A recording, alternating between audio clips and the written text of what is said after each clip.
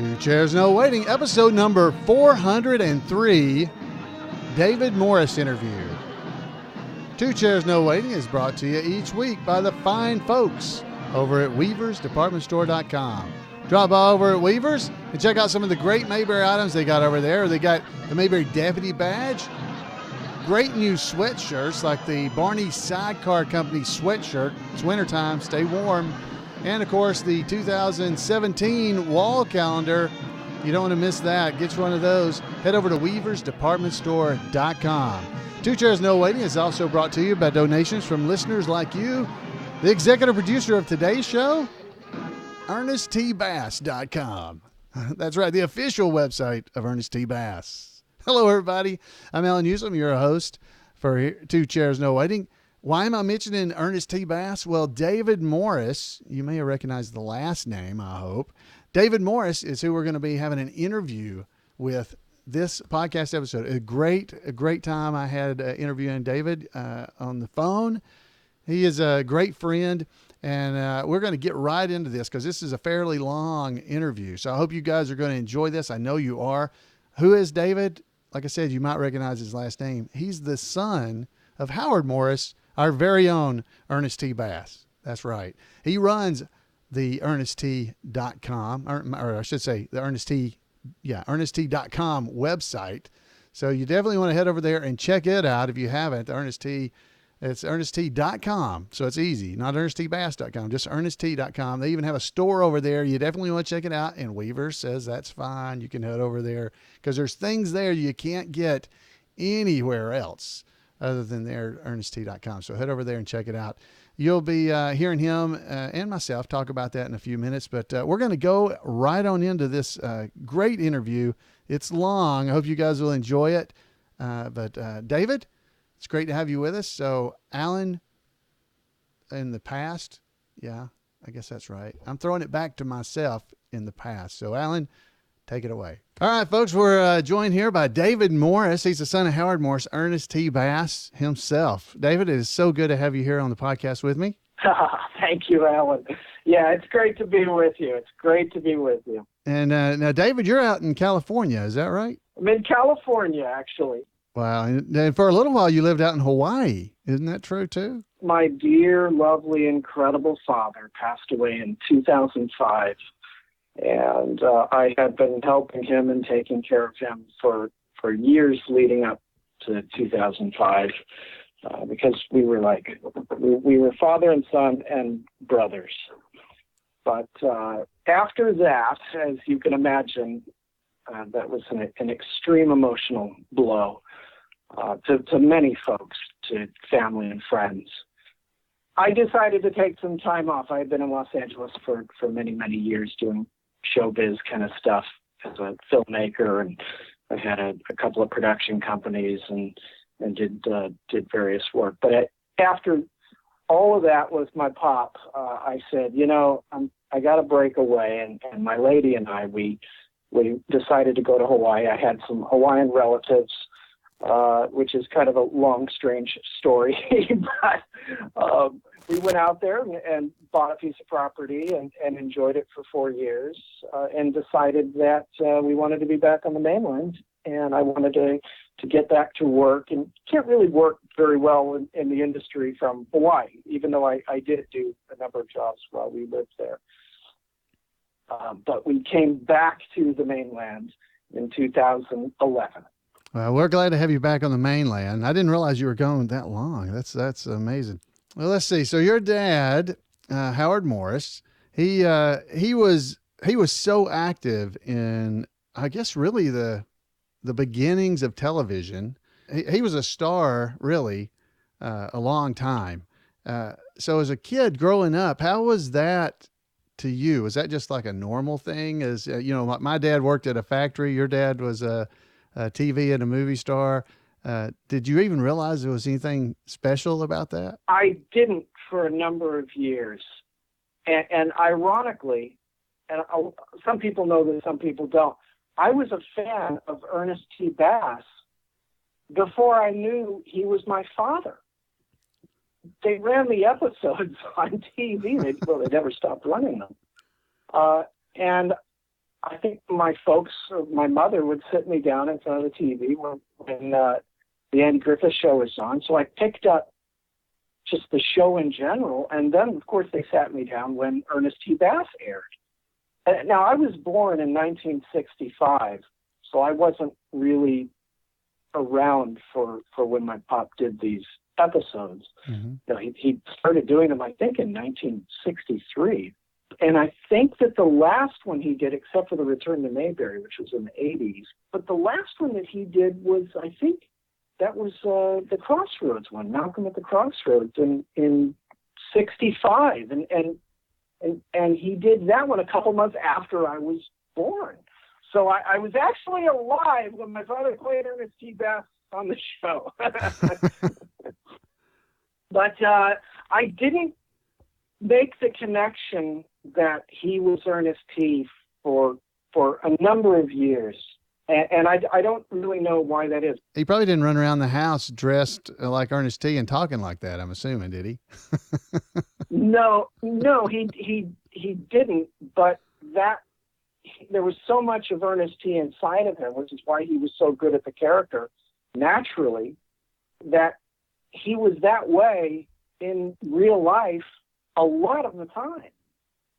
I mean, seriously, a lot of the time. You know, some people, they turn characters on and off, or for actors, it could just be a job, and they have to learn the lines for a certain character, and then they perform that character. And once they're done performing it on camera, it's done. It's ended for them. Because he pulled this character out of such an incredible place in his mind, he tapped into something that was super intuitive for him. It was easy to get to on set, and he had done it. If you watch where he really started in showbiz, well, he started long ago in World War II out in the Pacific Theater as a performer. But after that, he was on the Sid Caesar show of shows, and he was one of the four. It was Sid Caesar, Imogene Coca, Carl Reiner, and Howie Morris.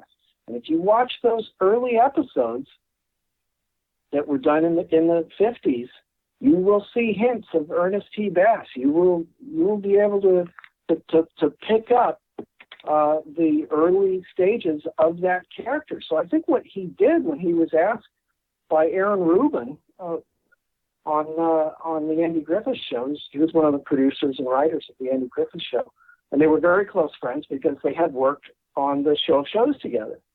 But Aaron called him and asked him if he could read a script and if he could do anything with it. And if he did, I mean, you see the results of what he was able to do. But it really wasn't that difficult. It really wasn't that far out of his realm, just with his normal personality.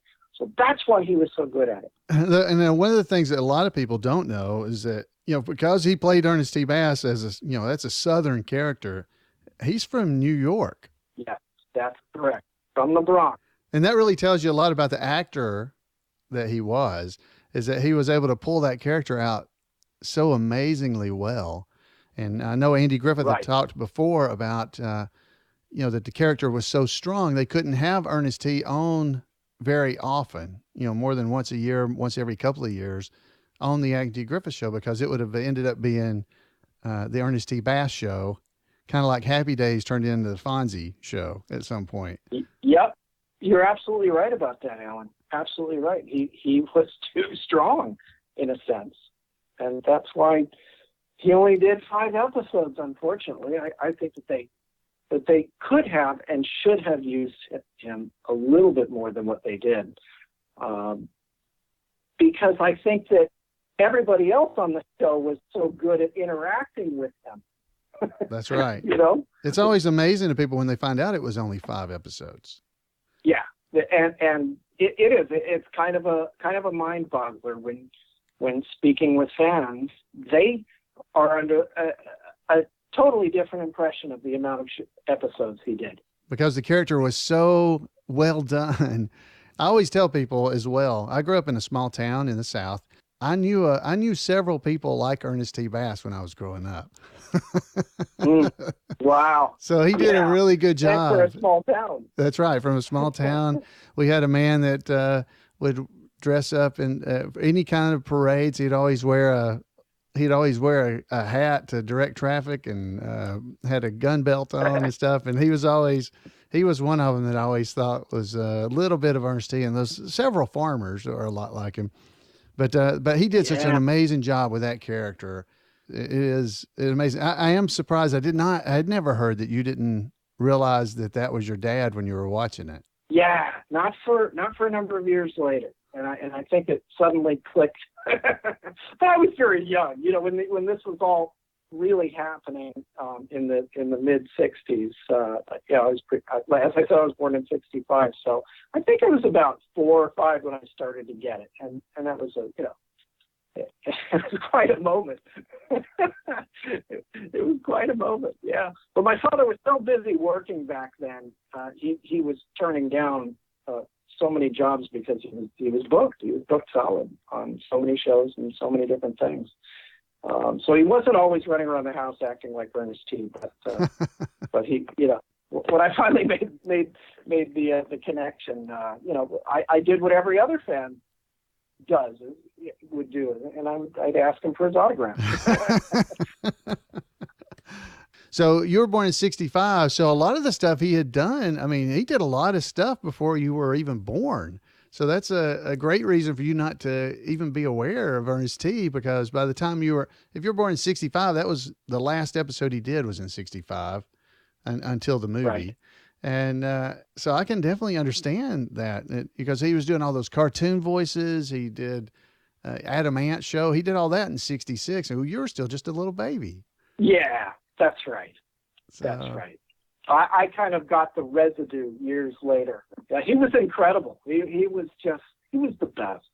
He was the best, Alan. Well, you knew him. Oh, yeah, he was a great guy. So when and you performed with him. Yeah, when was it that when did you realize that he was actually okay? It's your dad, and when did you realize that he was more than just that there were people that knew who he was, and unlike other kids' dads who just worked at the bus stop or something? When did you realize the impact that he had kind of had? Well, I think I was about 5. But see, he wasn't the type of person. He didn't have that stereotypical type of ego that a lot of showbiz folks have, especially the ones without talent. But that's another story. But he didn't brag. He didn't advertise. He was just himself.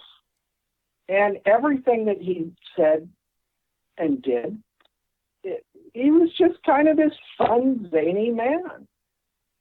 So yeah, I think I was about 5 years old, and it was really my mother that kind of along the years helped me to understand the scope of this.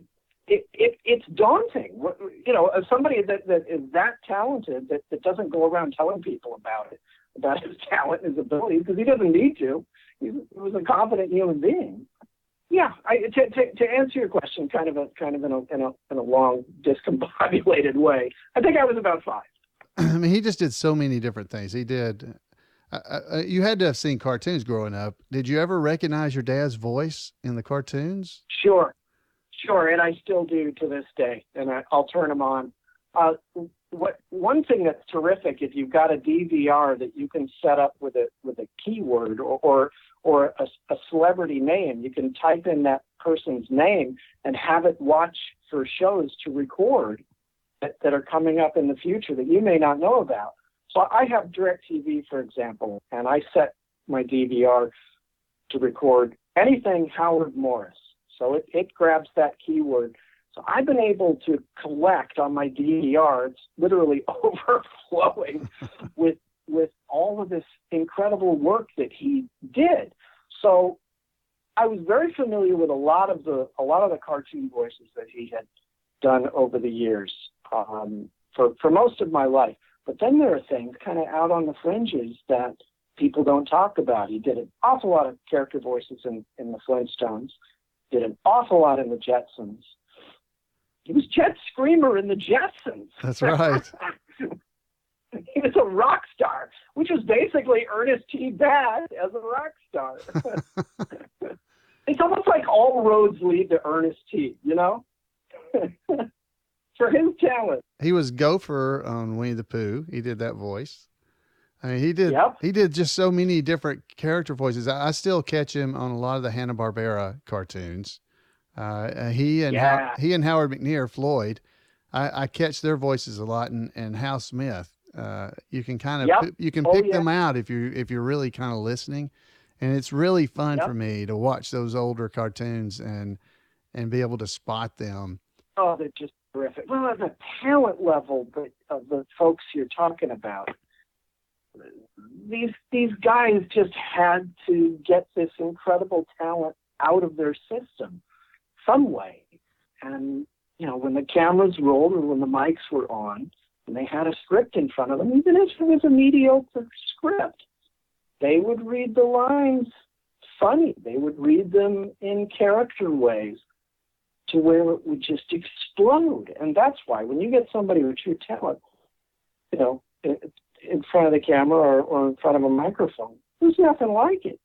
And that's why we're still talking about these folks. How many years later? I mean, it's incredible. This phone call, you know, your call to me today is fascinating to me because of the age of this character and the staying power that these folks have. It's mind-boggling that we're even talking about this in 2016, almost 2017. It really is. The show just keeps living on, and the characters. And I think that goes as a testimony to the actors and to the writers, and just how well they did. Because there were a lot of good shows, you know, years ago, like the same time frame, that are just not. They're not the same as the Andy Griffith Show. And so these actors, and your dad, not only is an actor, he directed the episodes of the Andy Griffith Show too. So, you know, he was a big part of making Mayberry what it was or is. And it is amazing what these guys were able to do. So I didn't meet you until, you know, later. It was in the 90s, I believe, probably, when I finally met you. And you were traveling around with your dad at that time because he was getting older, and you were just traveling with him to help carry things and all that stuff. He was doing great still at the time when I first met you. And so I guess up until that point, when you came to some of these Mayberry events and you saw the way the fans would just line up and be in these long lines just to talk and get an autograph or a picture or something with your dad, how did that impact you? Was that different than you had experienced in other parts of your life with him? Well, I had been with him through premieres when he would do a role, say, in a Mel Brooks film, which he did a few Mel Brooks movies. I would go to premieres with him. There were awards events we would go to, and there was red carpet stuff, and there were various things over the years. But it wasn't quite the same as heading back to the Mayberry fans directly. But for me, I remember my father telling me we'd be on the airplane, you know, on our way out there. I think let's see, Tennessee. It could have been.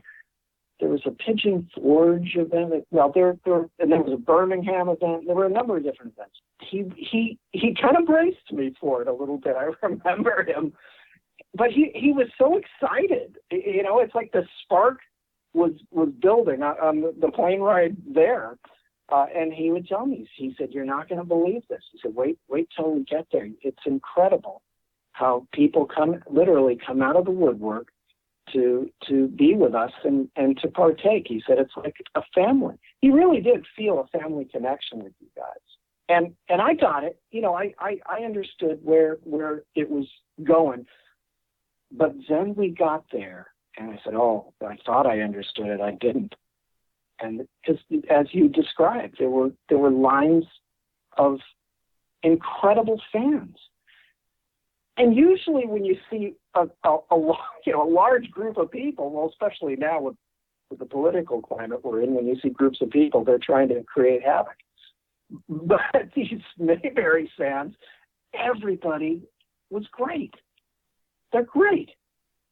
And I was quite taken back by how lovely these folks were and how respectful they were to him in person. And my father, he loved him back, but as you remember, he had an edge to him. At times. He did. he would lose patience with some folks, if they asked him to sign an autograph and to write a note or to go, a little too far with handwriting something, he would kind of get a little impatient. But it was just incredible. I mean, to sum it up in one word was wow. I know everybody certainly enjoyed. I mean, he was always one of the highlights coming into the event. He drew crowds. He drew people because people wanted to come and see Ernest T. Bass. He had done events like in Nashville where they had Ernest T. Bass Day. And I think that was one of the very first events where he actually came back as Ernest T. to do something for an event. And that was with Jim Clark. That's right. Jim Clark, the Rio Nutchers Club, helped arrange that, and they had Ernest T. Bass Day, and he actually threw a brick through a window because they wanted him to. Yeah, that's right. So his character had just impacted so many lives, and I kind of wonder what that's like too, because like you said, he was on all these shows. He was in the Mel Brooks movies. He had done so many things. He's remembered for those as well. But he stands out as Ernest T. Bass, at least to Mayberry fans for sure. But I think to a lot of people, that just sticks in their head, that character. And boy, he was so awesome at it. Well, the other thing about the events that he would go to for the fans of the Andy Griffith Show was that at that time, especially the Tennessee event with Jim Clark, it really didn't get the folks from the show coming out directly to the fans. My father was, I think, one of the first actors from the show to break that wall, to break through that wall. Now, my father, he broke through so many walls in show business. That was kind of his thing. He wanted to get with people as directly as possible, and that's one of the reasons why I started the Ernest T website for him. Was to continue that connection, because when he would get with the fans, his life was complete again. And I don't think the fans, the ones that met him in person, were really aware of the fact that they were a part of this, that the fans are a direct part of making all of these characters from these shows happen. That it really is their involvement that is the fuel for these folks with this kind of talent to continue to enable them to do what they do. They feed off of these fans and the joy that the fans deliver to them in person at these events. That was an incredible thing. And that I witnessed firsthand, as you have seen, and everybody that has gone to these events, which they should still continue to go to, because it's a remarkable thing what these actors experience directly with the fans, but there's a real lovely connection that is made. You mentioned the ErnestT.com, which is the website. This is the official Ernest T. Bass homepage, and it's been around even before your father passed away, because there was he actually if you go and look at the website, there's actually stuff on there that he had written. If you go to the It's Me section, you can read from him, because he actually wrote this story about want to know how Ernest T. Bass came to be, and he wrote a story there. So I encourage people to head over to ErnestT.com and check that out. But there's been a lot of nice things that you've been doing in is it 11 years since he passed away? Yeah. Wow, 11 and a half years. Oh, my goodness. Yep. So you've been doing a lot of... every month of every year since then. And you've been doing a lot of really neat things over at ErnestT.com to keep fans Oh, thank you. engaged. You post things or blog posts you've done, and you've got a store over there, Ernest T store, that has some of the really amazing Ernest T items. So if you guys that are listening have not seen them, hopefully you hear this as it's close to when we're recording it, because there's a limited supply of a lot of these things.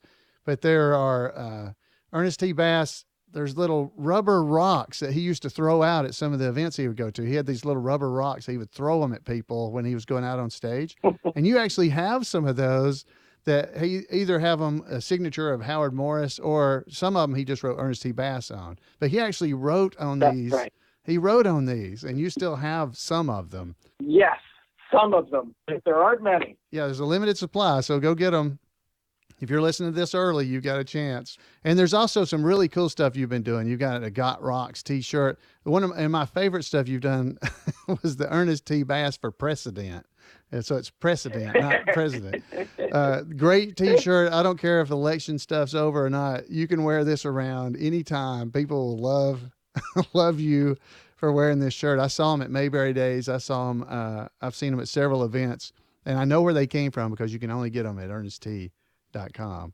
That's right. And you're the one, so people know you're doing the orders. Uh-oh, It's you. here it comes. Here it comes. Well, it's you. You know, it's you. So you're getting them directly from David Morris, Howard Morris's son. So that makes it even more special. Well, this is part of the connection that we discussed with, getting close with the fans. And to me, doing this personally, and there's folks that have volunteered to do this, but I think, it's not, it's not a big money maker. It's more about the connection. And number one, it's a connection to my father. I keep that with this. So it's kind of a precious thing for me. And to be able to offer fun things to people to keep the site going, that's great too. But I just enjoy it. I just enjoy when somebody orders something. I actually write a little stick figure of Ernest T. Bass throwing a rock on the packaging. So when they open stuff up, they see this and they probably wonder who's doing this. Who wrote that on there? And I don't tell them. This is the first time that I actually mention anything about it. But that's great. But it's all about just having fun and continuing the incredible fun that Ernest T. Bass is. It's just a continuation of that. Oh, and I know fans appreciate that too. They do. I mean, when people open up something and you get just a little bit of extra over what you had ordered, even if it's a little stick figure drawing, that's great. That's funny. Something Ernest T. Bass would have done, maybe. This is great. I didn't know you did that. Yeah, it's as if he mailed it. Yeah, that's what I'm doing. It's as if he mailed it. So it continues that it really is a fantasy. It really is a fantasy, and it's keeping Ernest T. Bass alive. I mean, I think that's critical, because so many folks smile when they do a Google search. They want to know who he was, or if they see an episode, they want to know who played him. So, every time they do a Google search, if they're not big fans, they're entering this world. And I just think that there should be something there for people once they do enter this world. There should be something more than just a little bit of information and then they're done. It shouldn't be a sterile kind of a thing. It should be fun. Mm-hmm. End of story. If it's not, why do it? That's right. Well, and it is. That's great. And you're doing it awesome, because you are staying in touch with fans and just helping them feel like they're a little bit of a part of it. There's people leave messages. I see people post messages on there. Yeah, I love that when they do that. And I read everything. And I used to read everything to my father when we had the site going when he was alive.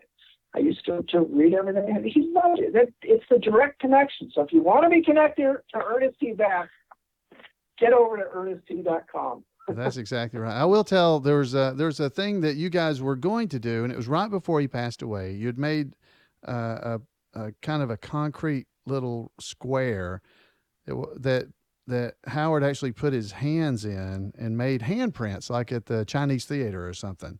And you guys had only made, I think, a few of those. before he passed away, but Yeah. I actually have one of those. And that's just that is an Good. amazingly special thing for me, because when I look at that, there's his handprints. You can put your hands on them. You can, that connection, like you're talking about, people getting these rocks from you. They're just little squishy Yeah. stress reliever type rocks that you can squeeze. But it's got, but that Howard Morris held that in his hand and He wrote signed them. He something signed on them in there. front of me. That's right. That, and there's just something really special about that from friends, or from fans, and so I really appreciate you doing all those things. Now you did have a thing that you put on there recently. It was Thanksgiving time, and you wrote a nice story on there. You might want to share that story with everybody. That's a great story. Well, they got to go to the website. They, to really get the detail of this, they've got to go to the website. And this is just one of many stories that I will continue to kind of lay out there for people to give them even more of a sense of who my father was and what family life was like. Because we would have a lot of showbiz people come over to our house. And it was such an incredible time when my pop was really rolling in showbiz in those days after the Andy Griffith Show. There were so many little things that occurred, and I want to try to continue to remember things and put them up on the site as time moves on, because I think it's interesting stuff, I think that people would be interested to know a little bit more about him. Oh, definitely. Oh, definitely. That's one of the reasons I've got you here on the show, because I know people enjoy. Well, they love him. They love the character, and Ernest T's always alive for us, because we still see him on the TV every day. Comes to mind anytime you hear somebody going, you think of Ernest T. Bass, and it is a special thing. So definitely, folks, head over to ErnestT.com and check out. The article I was talking about is called Thanksgiving Remembrance, and you definitely want to read that one. There's all kinds of great stuff on the website. The store is there. David is so gracious, as I said, to take some time to talk with us tonight, and maybe we can have him back sometime and he can tell us some more stories or something, but David, thank you so much. And I do want to say too, by the way, that you do a really awesome Ernest T. Bass, because David has been to Mayberry Days, as many will know. Yeah. And when he's at Mayberry Days, he's Ernest 2 Bass, Ernest 2. That's right. How do you? It's Ernest T. too. Oh, that is awesome.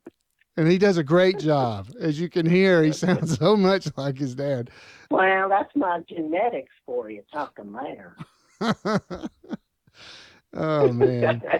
Thank you for all the fun. Well, thank you, Alan. Thank you for the fun you've given us. So thank much. you for your dad. We appreciate all of this stuff, and definitely thank you for keeping the spirit alive there at ErnestT.com. And well, thank you, Alan, and thank you for everything that you've done for us. So I don't think a lot of folks know what you have done for my father and I, but you've been there. You've done an awful lot, and you also have helped out immensely with ErnestT.com, and it wouldn't be what it is today without you.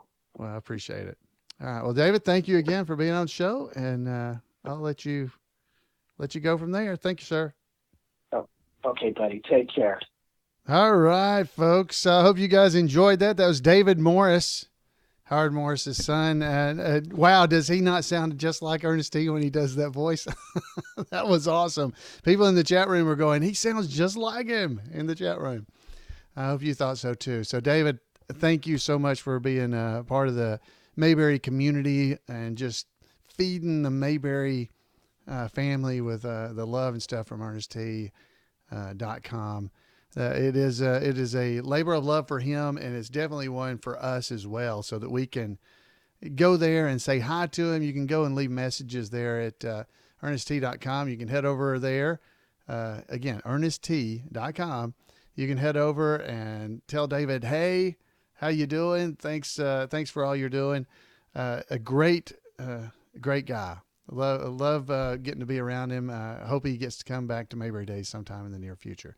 So, folks, I hope you guys enjoyed that, and I would love to hear from you. You can give me a call at 888-684-8415 and let me hear what you think about, I don't know, if you enjoyed that interview or whatever. I'd love to hear from you. Tell David what you thought. If there's any questions you have for David Morris, pass them along to me, because I might very well be able to get some answers for us, and we can ask the man himself, David Morris, some questions about his dad, because I think he would be willing to do this again sometime in the near future, or in the future. Folks, again, I want to thank you. I hope you had a great holiday, Thanksgiving time. Christmas time's on its way, so head over to weaversdepartmentstore.com, pick up some of your Mayberry stuff, or head over to ErnestT.com and get a few of the things they got over there too. Those are special things, and some of them are one of a kinds nearly, so get them while you can. Folks, thanks for being here, and we'll see you next time right here on Two Chairs.